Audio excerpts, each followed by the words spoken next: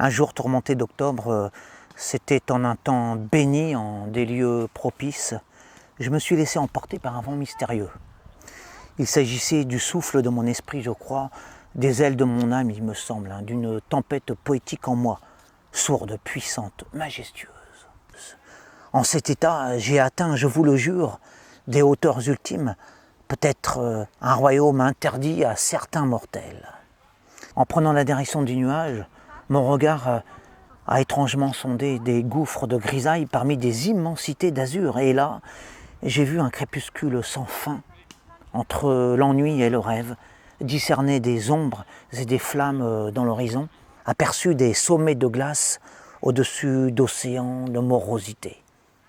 Je me sentais alors dans des espaces nouveaux, ni sur terre véritablement, ni vraiment dans les nues, pas même dans la réalité palpable d'un quotidien banalement sublimé, non.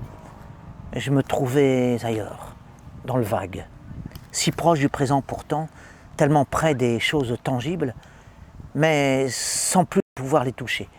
Juste les survoler comme si j'étais un oiseau ou bien les voir tournoyer autour de ma tête.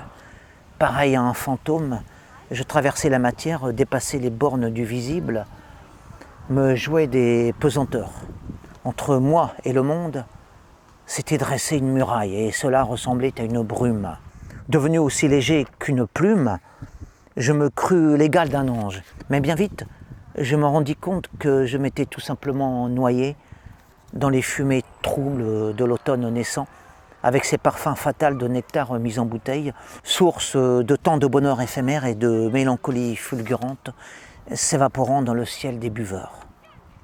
Je venais d'entrer de plein pied dans la divine saison, transporté par les vapeurs capiteuses de la douce liqueur de poire.